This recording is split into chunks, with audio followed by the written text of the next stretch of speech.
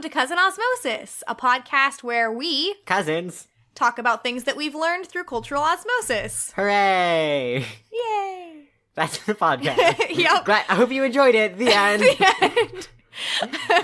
So, this week we're going to be talking about the movie The Decoy Bride, which I have seen. And I have not. So it'll be things that Atlas has kind of picked up on from cultural osmosis and that I, know.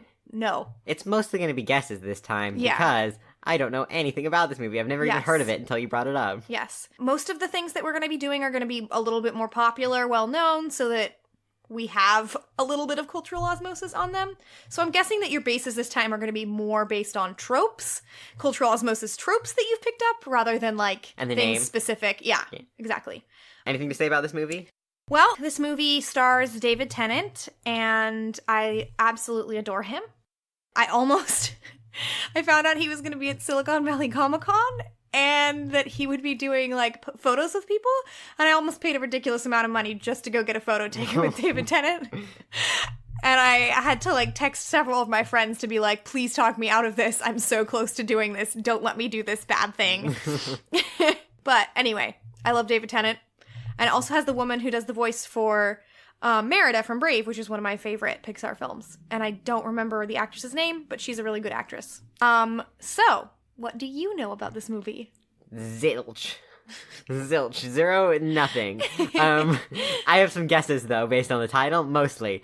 I have a real guess, which is, I think that this is probably a fake dating trope movie, where someone is, I need a fake wife I need to get fake married, and so someone's like, I'll get fake married with you. Yeah. Because I'm the decoy bride, but what I think it should be, I have an idea of what I think this movie should be. I think it should be an action movie about a girl who is getting married because she's she's like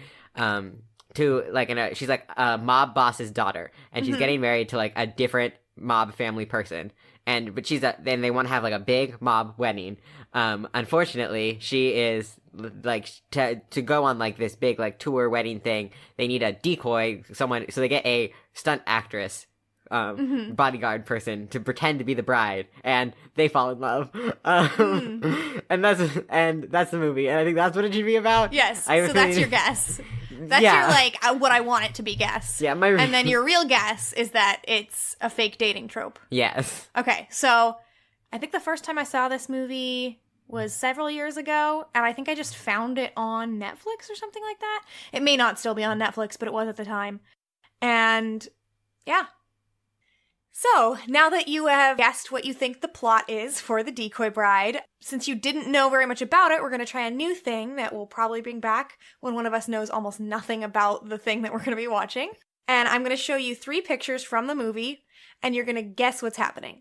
So the first picture is not actually from the movie, but it is the box cover of the movie. So I'm going to show you this picture, and you're going to describe what you see and what you think is happening. All right, I'm looking at the box cover of the thing. These pictures will be in the description, by the way, so you can play along if you like. I see David Tennant. He is in the middle. He is holding 2 ladies. He's sort of nah? He's got his arms out I don't know what I'm doing. And there's 2 ladies next to him. One is in a nice wedding dress, and one is in a wedding dress that looks like it has been ripped. The one in the nice wedding dress looks very unhappy. The one in the not nice wedding dress that looks like it's been ripped also looks not super happy, but more in well, what about this situation sort of way. Unless in a something is ruined my wedding kind of way. And the one with the ruined wedding dress has cameras next to her, and the one in the other one has confetti. And you may now kiss the decoy is written on it. So, my guess is that I was pretty much right. Good.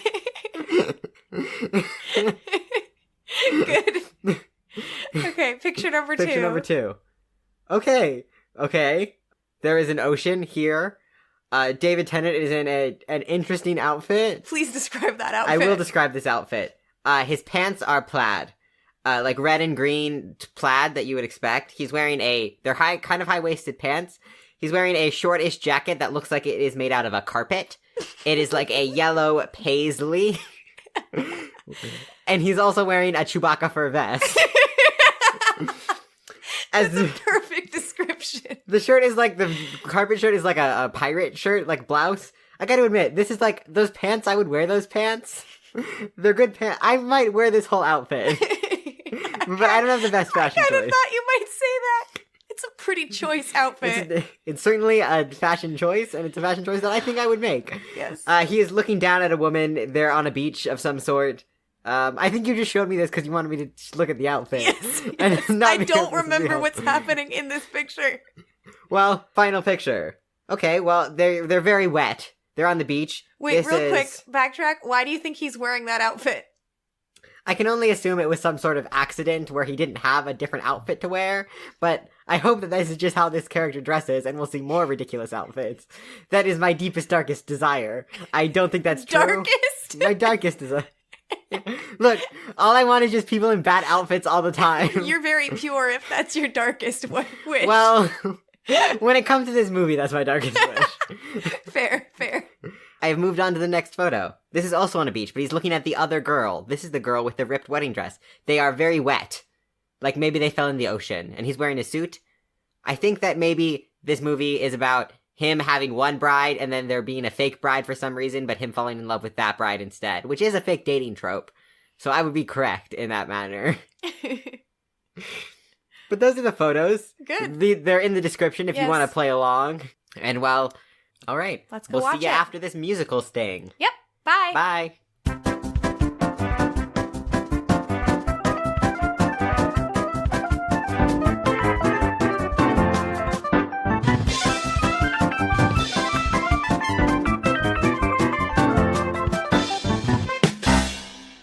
Welcome back. We just watched a movie. Sort of. We have watched a movie at some point. Most of the words in that sentence were true. Yes. We watched The Decoy Bride. Both of us did. Hopefully you did too, but you don't need to have, as is the usual for our podcast. Correct. So let's get right into it. The movie opens up with a crowd that's waiting for a celebrity, who we learn is named Laura Tyler, to exit her hotel. And when she exits, one reporter is really surprised that she exited so openly, but then you see that there are multiple brides exiting, because she's exiting as a bride with a very full veil over her face, so you can't actually see her face. So you can tell already that this woman does not really want her wedding to be super public to the paparazzi, and that she's about to get married. And Atlas, at this point, what are your thoughts about the movie? Well, not super into it so far. I don't think I'm gonna like... I was pretty sure that I wasn't gonna like this movie going into it. I'm not really a chick flick person. Yeah. I'm not a romance movie person. But at this point, I had come to terms with that. I was zen. I was ready to perceive the movie as it was, and not as perhaps I hoped it would be. Yeah. Well, that's good. That way I did think... I did at this point not realize she was famous and thought that maybe he was famous, and I was like, why is this writer so famous? Yeah. But no, she's also a famous person. Yes.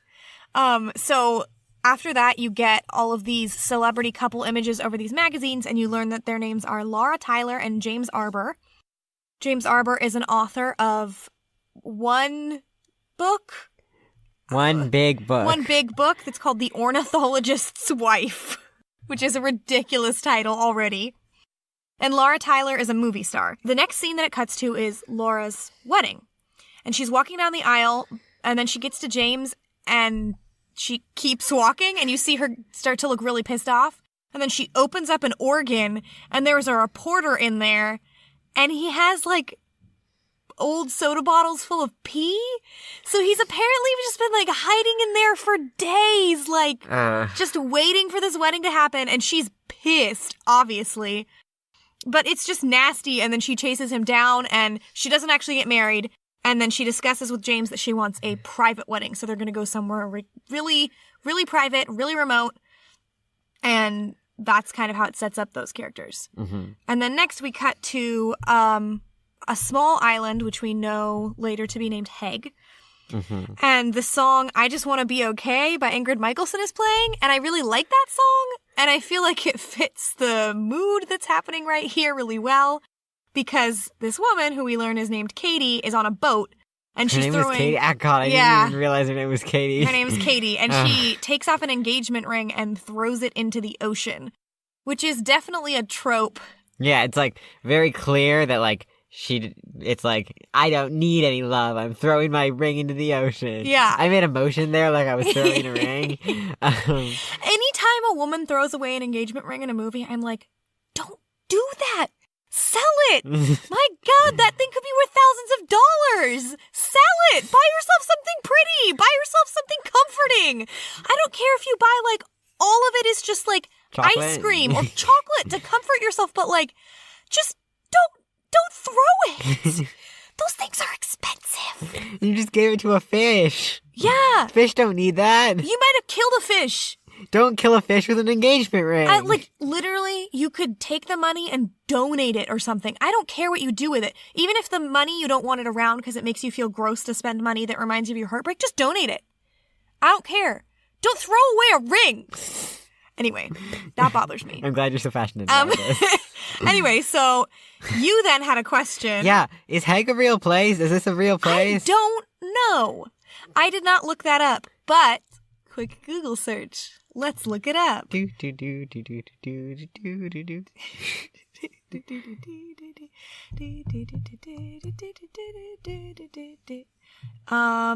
Oh, maybe I was spelling it wrong. There's a place that's spelled Eigg that is one of the small isles in the Scottish Inner Hebrides. It was spelled in the sub. I had subtitles on. It was spelled Hegg. Oh, okay. So maybe it's based off of this other place. So sort of, maybe. Yeah. Oh my gosh. Yeah, I think it's based off of this place because this island is in the Hebrides, which is what she explains her island to be, and the population is 87. Oh, isn't that what she says in the movie? I think she says like 75 or something. So it's based off this island, but not actually a real place. I think so, yeah. Anyway, if you want to go visit the place that most likely inspired this, you can. Just look up Hague, Scotland, and it'll come up with the other one instead. So, next we get her returning to her small town, which is the entire island, which, like I said, has a population in the 70s. And I think this is a Oh, yeah, no, she definitely says, like, it's in bigger number than, it's like 70s or 80s, and she says, because there's a point where she says, it's in the 70s, and they're in their 70s or something. Yeah, she says the population is 75, people. and the average age of the population is 75, or even older. Yeah. This is a pretty good depiction of a small town, I think, because when she asks her mom about news, the only thing she has to say is that one guy's sheep drowned. That's like the only thing that's changed. God. The entire time she's been gone, which is long enough to get engaged and then have that engagement broken. That could be very quick, though. That's true. That's true. She does later kind of criticize herself for the decision she made. Anyway, so this is also a small town where she is now being judged for being single because she's like 30-ish and she's the last single woman on the island. Literally, other than the children. Yeah. Are there even any children on the island? There's one little boy. Then she's the last single woman on the island. Yeah. I don't know if there's any little any little girls. Yeah, I think she's the last single woman on the island. So I mean, wouldn't her... This is another thing. Her mom was married to someone who ran off. Yes. So doesn't she count as single too? I guess so. But they don't bring that up. They treat her like the last single person on the island. So you only got to be married for a little bit. Yeah, she's the last one to never have been married. Ugh. Yeah, I guess. But God, that's such a small town thing where you're judged for that. Like, always like... makes my skin crawl, because if they're judging you for they're judging for a straight white heterosexual person for not being married, imagine like being literally anything else in that place. It just it makes my skin crawl, and also always makes me think like this could be a more interesting movie if you like thought about that, because like if you were, imagine like if she was like a lesbian and like the problem was like she's the last single woman and also likes women, like that adds another layer of complexity that could have been here, and then she could have liked the other woman and it would the places the movie could have gone that Atlas would have preferred. Almost every movie I think it would be better if it was gayer. So I think the other interesting thing about this is it is a total trope of returning to your small town after not making it, quote, like, out there. where everybody's like, oh, well, we knew she'd be back eventually. Like, she couldn't make it out there on her own. So, and I think anybody who has lived somewhere where they don't want to be has had that fear. So I think that part of it is definitely relatable. The next scene is her going to her ex Angus's wedding, and it's so awkward. It's so awkward. She shows up late and soaking wet, wrapped in a towel, and when she walks in the door, they start playing the wedding procession, and she's like, oh, no, I'm not the bride. And then the bride comes in seconds later and is like, you had your chance, sit down, and like basically elbows her into a seat. Yeah, I think this is a good point to talk about just how awkward Katie is. She's very awkward. Yes. It's cute, but she's just like so awkward as a person. She's very, very awkward. I personally find her very endearing because she's so awkward, but it's definitely cringy at times where you're like, oh no, don't do that. I had a fair amount of secondhand embarrassment that was a lot. Yeah. I think the other interesting thing is when she talks to her ex, he still seems pretty bitter towards her. It seems that she left him because she didn't want to stay on Heg and didn't want to get married or settle down. And he seems like he's still pretty bitter about this. Yeah. There's also a line here where she's like, you've got a wife and a beard. And I definitely thought she meant you've got a wife who is your beard. And I was excited for a second. And then I realized that's not what she meant. Yeah. Just like, that's me, just like, if the movie could be gayer, I would like it more. So there's another option for making the movie gayer. Now, imagine that. Look, she's a lesbian, he's gay, they're the only two queer people on the island. Like, there's a camaraderie there. He wanted to marry her so that they could have like a quote-unquote normal life.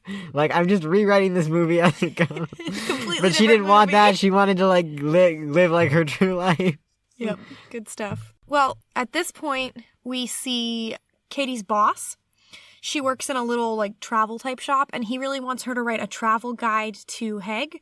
Or, it's kind of unclear at this point if she has already written it or if she's in the process of writing it. And he wants her to put it out there. I think it's like that is him saying, I want you to write it. And then the next scenes are her starting to work on it. Yeah. There's, not the voiceover. Yeah. I got it. I got the word. Voiceover where she's talking like she's writing like she's writing the book. You also learn here that Katie's mom runs the local B&B and that she is dying, which becomes important later on. This is also, like, probably a good time to talk about, I can't tell if this movie wants to be funny or not. Yeah. Like, there are bits that are jokes and, like, she's awkward and it seems like it's trying to be funny, but there's also bits where it's not trying to be funny and I can't tell, like, what this movie wants out of it itself. That's a really common thing in chick flicks, I think, because they are trying to find that balance between the drama and the comedy. And a lot of the times they don't find that line very distinctly. And so there are moments where you can't tell if it's trying to be funny or trying not to be funny. Yeah, I don't like that. I'm the kind of person who likes a thing that's, like, I appreciate a thing more that, like, goes whole hog on one thing rather than a thing trying to do a whole bunch of different things. I can understand that. So, like, personally, that is a turnoff about this movie for me. I'm definitely more of a chick flick person, so I think I'm just more comfortable with some parts are ambiguous as to what you're supposed to think of them. So at this point, the world's kind of come together where Lara's marketing team comes to Heg, and you find out that this is where she wants to get married. She wants to get married here because this is where the book with the ornithologist's wife is set. Yeah. So they show up before Lara and James get there, a day before, and they go to... More than a day before. I think it's just one day. They make the whole castle nice again. I think that the whole thing was they were supposed to be able to have done that in a day. Yeah, so they show up to the old castle, and this is where we find out that the reason Lara likes James is basically because he wrote this book. Because they're reading the description of the castle as they stand in this completely ruined thing. And so they bring in a team and they completely redo it. And then Lara shows up and she says, it's just like you described it. And this is when you learn that James never actually visited Heg. in his research. Oh. And the marketing team just completely did all of this for him. And he's like, is it really the way it's supposed to look? Is it okay to go in there? And they're like, yeah, you can go in there. That's fine. And He's also, the marketing guy is sitting in a swan boat at this point. Yes. For no reason. He's just sitting in a swan boat in the moat around the castle. Yeah. I really like the marketing guy. Me too. Because he's just so done with everybody else. Mm-hmm. And I kind of relate to him sometimes where you're like, all of you need to just stop. Yeah. You just need to stop. Mm-hmm. So at this point, James goes walking just to kind of have something to do. And he ends up meeting Katie in an old bathroom. He walks into the bathroom and she hears him come in and hides. And this bathroom is supposedly haunted by the ghost of a cow, or that's a joke on the island.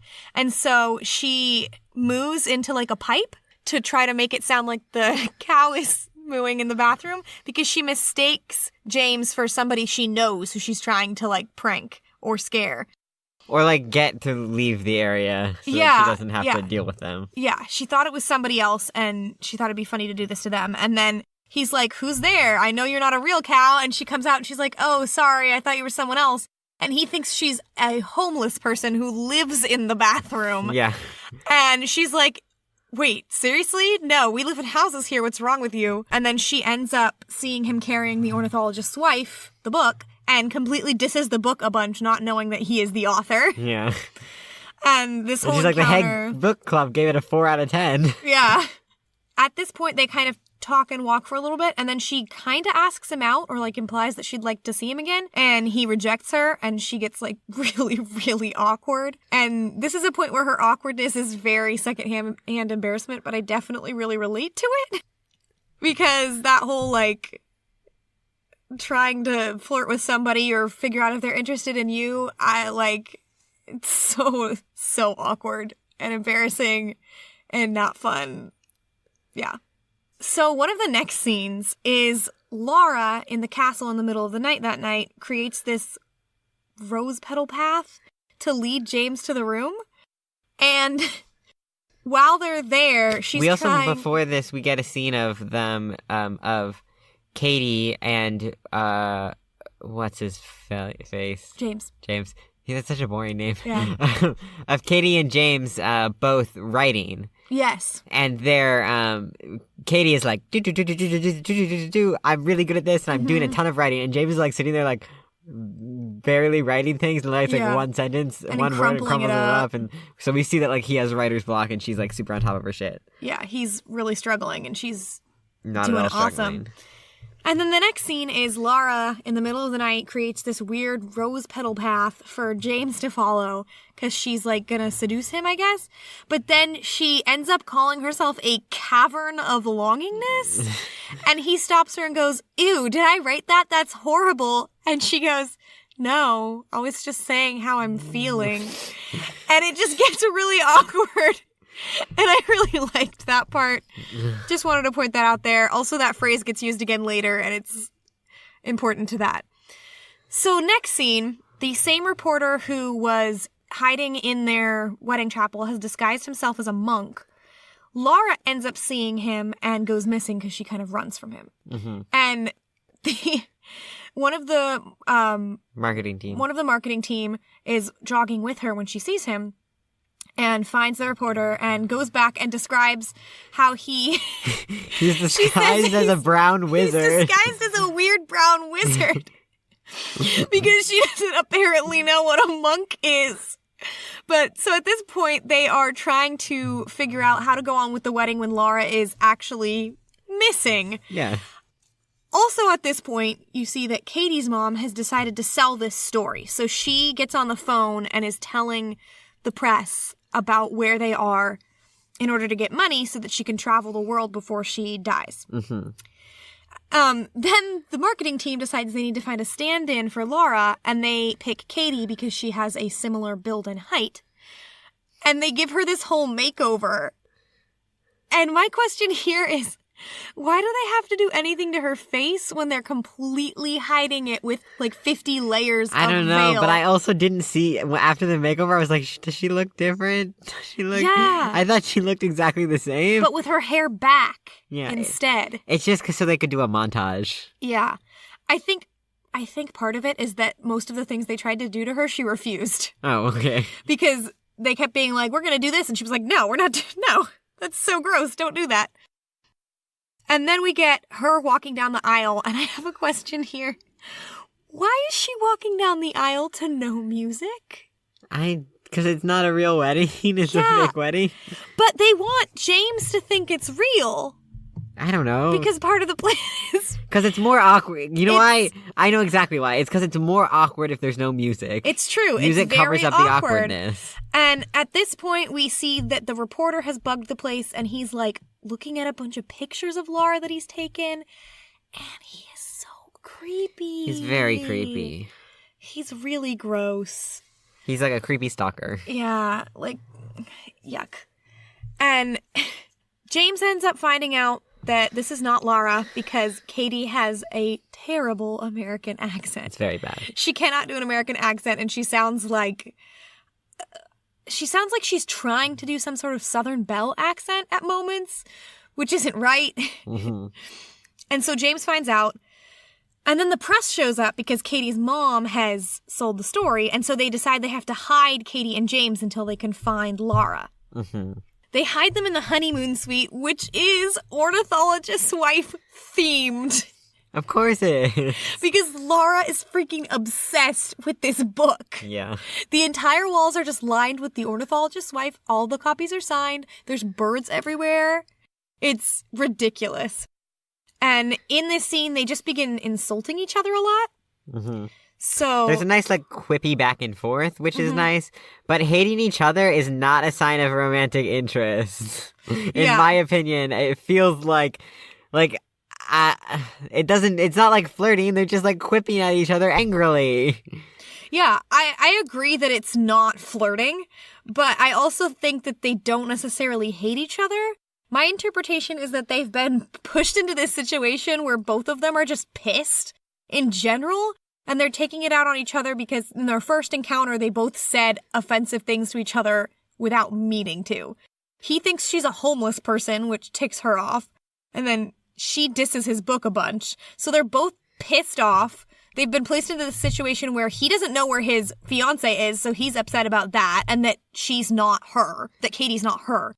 And she's upset that she was supposed to just be there for an hour, and now she's been locked in a room with him. So I think they're both just angry and are like targeting each other's weak points just to yell at someone. I guess that kind of makes sense, but it's not cute or sexy. It's bad, and I think it feels like to me like it's played to be like. Yeah, I agree that they are trying to play it to be like, oh look, they have chemistry, but I don't see it that way. I just see it as like they've been put in a really awkward situation. Yeah. And so I agree that it's problematic to portray that as flirty. I just didn't see it that way, even if the movie is trying to portray it that way. At this point, they end up discovering that their marriage is real, ? Because she signed her real name and he signed the document as well. But that's not how it works. I don't know anything about what it takes to get married. It takes a ceremony for you to sign the papers, and then for you to file those papers with the appropriate authorities. Until you filed those papers, you are not legally married. Because you could burn those papers afterwards, and your marriage is basically, it's like having an annulment. You were never married.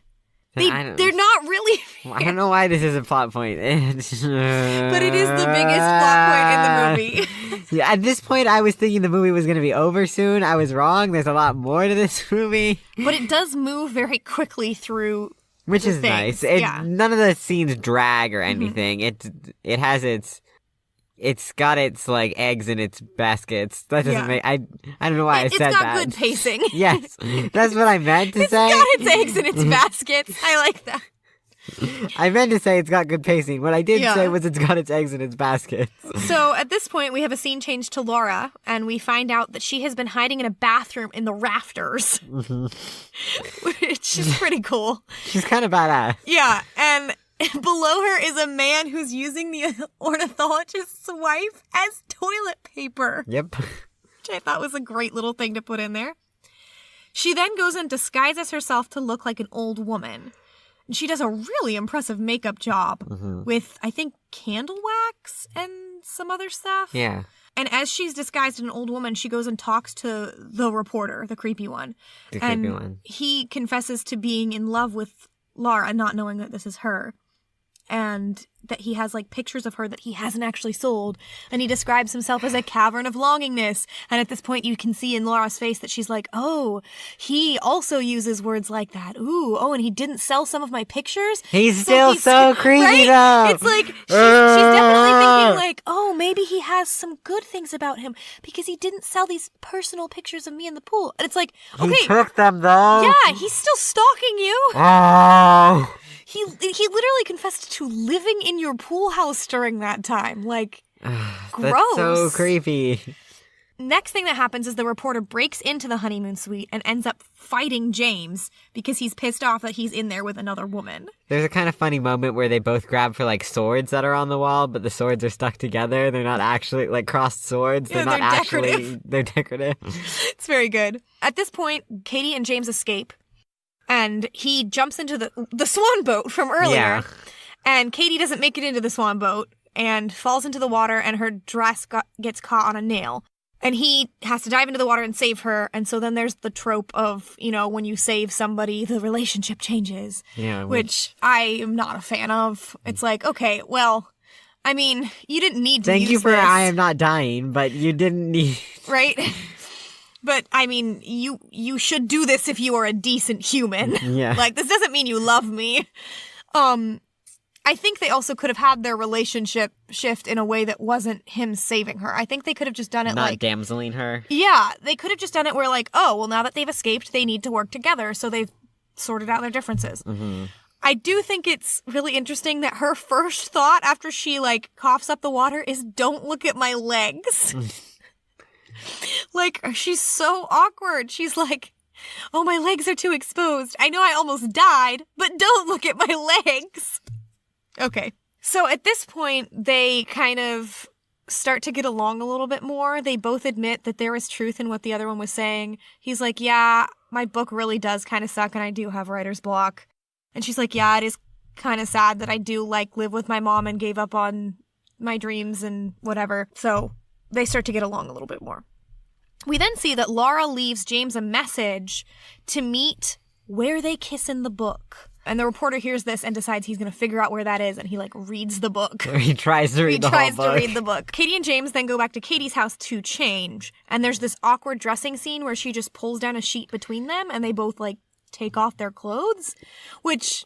They're in Katie's house. She could have gone to her room or something. Yeah, but this scene is weird because I can't tell, they play music over it. Mm-hmm. Like, kind of like cutesy romantic music. Yeah. And I can't tell what they're trying to go for here, if they're trying to play it as awkward or not awkward. And I think that it would have been better if they, like, had left out the music and played into it being like, oh, we're awkwardly changing. And that would have been more interesting and more intimate, maybe even, if, like, rather than, like, having music over it to try to, like, smooth it over. Mm-hmm. And I think that this scene did not work for me at all. I thought it was just not good. Yeah, there's supposed to be this sexual tension between them where there's, like, awkwardness, but they're kind of attracted to each other. But the music, I think I agree. I think it would have been better without the music because then it would have played into the awkwardness, but it still would have seemed like there was tension. Yeah, it would have been more tension because then there's not music to break the tension. It would have been like... Agreed. Also, I have a note here. His boxers are basically ornithologist wife themed. They're pens with quills for writing, but also the quills are like feathers for birds. Yeah.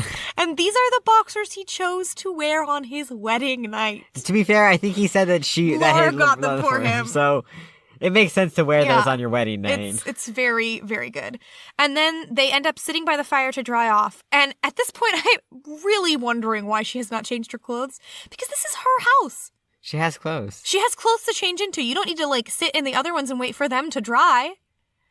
She also tells him the story of her ex-fiancé and how the way he broke up with her was by saying, oh, he was a singer in a band, which is also what her dad was. And she her ex broke up with her by saying, "You're just one song, not a whole album." Which has got to be one of the meanest things you can say to somebody when you break up. Like, just say it's not working. Don't say you're just one song, not a whole album. Yeah. That's so... There's a reason why "it's not you, it's me" is a popular thing. It's because it's a nice thing to say. Yeah. Even if it's not true, you let them down easy. Yeah, exactly. And next, we get a scene of Laura, who has found Katie's mom, and has pushed her wheelchair down to the ocean and is threatening her. She's telling her that she needs to throw away all the money she got from selling the story or she'll push her off with the wheelchair. And so she ends up throwing away the money. But then Laura ends up bonding with her because she finds out that Katie's mom is really headstrong and, like, inspirational. And she thinks that she is the woman who the protagonist of the ornithologist's wife is based off of. Yep. And Katie's mom just goes with it. She's like, "Yup, that's me." And so they kind of strike up a little bit of a friendship, and she tells her, like, she can go get the money down off the beach. So then Katie and James have since changed, and the clothes I showed you from the picture are Katie's dad's old clothes from when he was in a band in the 70s, which makes so much more sense. Just to go over, these are a pair of red and green tweed pants. That are plaid. Isn't tweed like plaid? I guess tweed is just the fabric. Tweed right? is just a fabric. Tweed plaid pants. This is a paisley shirt and a furry vest. Yes, very furry. Like Chewbacca furry. Yes. So her mom comes in and is like, "Is this Toilet Man the man you made a pass at in the toilet?" And my thought here was just like, "Mom," like I felt the embarrassment, "Mom," as much as I think Katie did, who's just like, no, it's not him. But at this point, the mom says, like, "Oh, quick, we got to go down and get the money that I got from selling the story." And James thinks that Katie's been in on this whole selling the story the whole time. And that her being the decoy bride was part of the plan. And so he gets mad and storms off. Which miscommunication as a plot point. Yes. Yay. Not great. Wow. So then her mom sits down and talks with her and tells her a life spent making mistakes is so much better than a life spent doing nothing. Which I agree with that. But she uses that to tell her that she should go after him. Which I'm like, oh, maybe not. But okay. So she does go after him, and at this point he has wandered into an old couple's house to try to find the Cathedral Cove where Laura is going to be waiting for him. So this old couple is so cute. He walks in, and they get really excited to see him, and he thinks it's because they know he's James Arbor, but then they bring out the album of Katie's dad, and they clearly think that he's the guy from the album because of the clothes he's wearing. Yeah. And so then they have him sign it, and then it gets more awkward because they bring out the bagpipes and they're like gesturing for him to play. And he's thinking, well, crap, I don't play the bagpipes. But then he notices that they're dancing with no music and that they're both deaf. And they don't actually hear any of the music. So he's just playing badly on the bagpipes, and they are the cutest. They're very cute. They're just dancing, and they just love each other so much, and you can tell that they're just like happy to be together. At this point, Katie shows up, and I really like the way this old couple has configured their doorbell. They have like a flag that goes down if you like pull a thing so that they see it. So they go to the door, and Katie starts signing to them, which I think it's cool that she learned sign language for presumably only 2 people. Yeah. And so she gets James. But like percentage-wise, that's a pretty high percent of people that you know if you live on this island. So then Katie says they need to go to the Reverend. So now they go to the Reverend because Katie says they need to go to him. And he tells them about this really stupid Hague law about how if you, like, undo the wedding ceremony before the marriage has been consummated, that it doesn't count on Hague. Which is a wild law. Yeah. Which it's based on this time when, like, Vikings came in and would steal, like, riches but also pick up a woman. And if they could rescue the woman back before the wedding had been consummated, they didn't count as married. Which And okay, I guess. Yeah. Fine, I guess. I guess that's fine if this is how it is. But also, If this is what you're gonna go with. in general, that is just the law in most places, that if the marriage has not been consummated, you can annul it. That's just like a law. I don't know. I don't know, Shanna. I don't know. I don't know. It's so don't unnecessary. know. And so at this point, we also find out that the reason James is with Laura is because he thinks that if you can't be happy with Laura Tyler, you can't be happy with anyone. Mm-hmm. So basically, he has this mindset that she's the perfect woman and any man would be lucky to have her, so he would be crazy to get rid of her. Even though they don't really seem to be a good match. Then they go out to Cathedral Cove and they do this weird reverse wedding ceremony. Where they're like, I do not take you to be my wife, exchange the rings back, sort of, whatever. It's the stupidest thing I've ever seen. It makes no sense. And this is the point at which you said you could not tell if the movie wants to be serious or not, and I totally agree. It's like, I don't know what's going on with the movie. I don't know why it's doing what it's doing. Yeah, because at this point, this marriage ceremony seems like the type of thing that you should be laughing at, but they play it serious. Like, because they keep exchanging, like, meaningful glances as they do this. Like, are they going to say I won't? Oh, I don't know. Like, I think this movie would be much better if they just leaned into the awkwardness of everything and just made it like an awkward movie to watch. Yeah. So after this, Katie goes up to James and kind of asks him if he'll stay and not marry Laura. And he sort of silently rejects her. He doesn't really say anything, but he just kisses her on the forehead and starts to walk away. And she says, I know, this is the part where you tell me I'm just a chapter and not a whole book. Mm-hmm. This has been one day. Yep. And they're acting like this is such a tragedy for them to part. Talking to someone for a day, you don't even really know them. Let alone you are in love with them. Yeah. I mean, I get you have chemistry, but that's not the same. I think this movie also would have been better if there had just been more time for them to get to know each other. So he walks away, and we don't see him get married to Laura, but we kind of assume that that's what's going to happen. The movie then cuts forward in time a bit to Laura doing an interview on TV about how Katie's mom really inspired her, and she allowed her to be able to travel the world. Mm-hmm. And so we see Katie looking at these pictures, and we learn that her mom has since passed, but she got to actually go out and see the world with Katie, which is really awesome. And Katie also is now doing a lot of traveling because she is a successful guidebook author of multiple places, not just Hague. But for Hague, she has written 2 guidebooks. Mm-hmm. And at this point in the movie, it kind of seems like they're not going to end up together. It was so close. It tricked me. I was so excited that they weren't going to end up together. I was like, there's only like 5 minutes left. Are they really not going to end up with each other? It tricked me. I was so ready for them not to end up together. Yeah. And for this moral of the thing to just be, sometimes things don't work out. This is just sometimes moments in your life just happen and things move on. But no, that's not what happened. Yeah. I can't decide whether I'd like it better if they didn't end up together or not, because I'm such a romantic that I'm like, I want them to end up together, but I also get that it makes more sense for them not to. Mm-hmm. I do like, though, that when they show Katie, regardless of if they end up together or not, she's doing really well. Yeah, she's already successful. And it seems like even if she didn't end up with him, her encounter with him helped her to kind of get her confidence back, because she's seen like, oh, look, this big popular author has writer's block. I don't. I can totally do this. Yeah. But at this point, she gets on a boat because she's about to leave to another location, and some of the women in her town have made her this bride rock to be good luck, and she chucks it into the ocean, which I was like, yeah, you don't need a man. Good job. That's a good thing to chuck into the ocean, not a very expensive ring.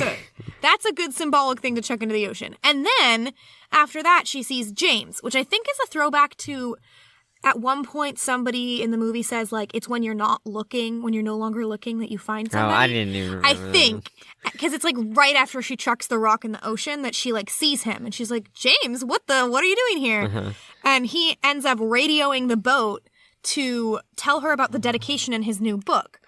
She has bought the new book and she gets it from someone else. She gets it from somebody else, and she has not read it. It makes a point earlier to say that the book is only 1 chapter long. Yes, and somebody opens it up and makes a passing comment, oh, he dedicated it to Laura. But then when Katie opens up the book, it says, to my wife, sometimes a chapter is a whole book. Which, honestly, even though I get that they are not a good couple, like they haven't known each other for very long, it is a very cute line. It is a cute line, I will give you that. Yes. So I would like them being together if they actually got to know each other. Mm-hmm. Because I think, personality-wise, from what they see, they are a good fit. It is just ridiculous that they've only known each other for one day. Yeah, it's... So she hears the dedication, and he radios the boat to tell them that he never actually married Laura. They just let the press believe that. Mm-hmm. And so the only person he's ever been married to, the only wife he's had, is Katie. Mm-hmm. And so the dedication is really to her. So then she goes back to the docks, and they kiss. Yep. And then there's a brief ending where Laura goes into reporter guy's photography show. He's now a 'cause nature he's photographer. He's now a nature photographer. And she, like, flirts with him. It's gross. It's really gross, because I'm like, no, Laura. He's gross. Laura, you deserve so much better. Mhm. Like, yeah, James wasn't right for you, but don't go with the creepy stalker. Mm-hmm. Ugh. Yeah, so the movie definitely ends on a low note. They should have ended it with them on the dock. Mm-hmm. That's Laura and the reporter is like, ugh. Anyway, so that's the movie. That's the movie. Yep. So. Question time. Yes, question time. What was your favorite part of the movie? My favorite part was the briskness of it, and that none of the scenes were, like, extraneous and extra and just there for no reason. All the scenes, like, had purpose to the movie. It was, like, a very concise movie that got its point across very quickly. I think it was, like, a well-structured movie. Okay. What was your favorite part? My favorite part of the movie is the scene with the old couple. I love them so much. I just think that they're so sweet because even though they're, like, just live alone in their little hut and they're deaf, they just are so happy because they have each other. Mm-hmm. And they, like, dance to no music. And you can tell that even though they're super old, they've, like, you know, kept ways to be happy with each other. Mm-hmm. And it's really sweet. What was your least favorite part of the movie? It's just sort of the whole conceit of the movie of, like, you meeting someone one day and then falling in love with them. It's just so not my thing. And particularly, like, the fact that it was so, like, it literally tricked me. I honestly thought that they weren't gonna end up together. Gotcha. And then but it wasn't a good gotcha, it was a bad gotcha. It was supposed to, I guess I'm the opposite of what they were intending there, where they were hoping people would be sad that they weren't going to be together, and then they'd be happy that they did get together. But it worked the opposite for me. So that just whole conceit, and particularly that ending moment where they, like, do end up together despite, like, them both moving on with their lives. That's my least favorite moment. My least favorite part of the movie is just the reporter. He's so creepy. He's the worst. And specifically the scene at the end with Laura and the reporter, because then it's like, oh, look, they were meant to be together too. Bad. They weren't. She's about to get into a horrible relationship with a creepy, creepy dude. Yep. Let's not. Okay, what was the most surprising part of the movie? The most surprising part was definitely that Laura wasn't, like, an asshole. Yeah. Like most movies like this, like where it's like one woman is like falling in love with a man who's with another woman. The other woman is, like, a really bad person. But Laura was, like, a good person who was just, like, wanted to do her thing and was a nice person and, like, paid for that woman to, like, her, Katie's mom to, like, go around the world and stuff. And Laura was just, like, a good person, and that was super surprising and, like, a nice surprise. Yeah. They just, like, they weren't right for each other, but she wasn't a bad person. What about you? What was your most surprising thing? The most surprising thing to me was that they portrayed Katie as being perfectly fine after James left. That was a good surprise to me. Mm-hmm. But a lot of the times they show it as like, oh, well, they've both just been so lonely and sad since they separated from each other. And it's like, no. I mean, they may have missed each other, but life goes on and they're both doing well. And that's good. They don't need each other. That's not how that works. Mm-hmm. And so I really liked that. Who was your favorite character? You go first. Who was your favorite character? My favorite character is Katie. Okay. I just like her, even though she's super awkward. I think she's awkward in an endearing way. And I like the way that even though her life kind of steps on her a bunch, she gets back up and she keeps going. And she doesn't let the fact that everybody in her town is, like, defining her based on her singleness actually define her. Yeah. Mine is kind of a tie between Katie's mom and the head of the guys who went and fixed up the castle. The marketing team. The head of the marketing team. Because he was just, like, funny and like done with everyone's shit, and I liked that. But I also really liked her mom as like I think I liked her a little bit better because she just had more characterization of like going after her things, and she's like did bad things but wasn't a bad person, and like I always like that in characters. Yeah, I do really like Katie's mom too. She's just so cool. You know, I'd love to sit down and have a conversation with her. And some of my favorite lines in the movie come from her. Just like, is this a toilet man? Yeah. That and like a life spent making mistakes is better than a life spent doing nothing, because every life is going to be spent making mistakes. That's how you learn. And she's not saying a life spent making only mistakes, but like a life where you make a lot of mistakes is better than a life of doing nothing. And I totally agree. You have to be willing to make mistakes in order to lead a fulfilling life, because you have to do some dumb things in order to learn not to do them, and in order to do the things you want to do. Yep. So, yeah, that's the movie. That's the movie. Next week, we're going to be doing Cardcaptor Sakura. So our first TV show. Yep, our first TV show. So we're gonna just watch the first episode for the first one. So we watch that. We when we recorded the first bit, we said first 3 episodes, but we are only watching the first episode. So when you get to the beginning of next episode, just remember it's wrong. Yeah, it's just the first episode. Just the first episode of Cardcaptor. You can find us on Twitter at Cousin Osmosis, on iTunes and Stitcher as well. Follow us on Twitter. Please, you tweet at us. We'll tweet back. We promise. And please review us on iTunes if you have the time. We would love to have the reviews. It would really help us. Ratings is how our show moves up and how people see it. Exactly. It gets recommended to strange, and then it won't just be our friends and family listening, but like real people. Oh no, you guys are real. Our music, if you want to do our music. Yeah, our theme song is by the amazing Emily Rutherford, and you can find her on SoundCloud at Emily Rutherford Music. You can find the spellings and everything in the description of the episode. Yep. That's everything. Any last thoughts about Yeah, despite finding this movie somewhat ridiculous, I still really like it. I was like okay with it, and now that we've talked about it, I like it way less. Way more frustrated by it. That's so interesting. I still like it, even though I find some things about it to be problematic. Yeah, well, so, it's just how it is. Yep. Bye. Bye.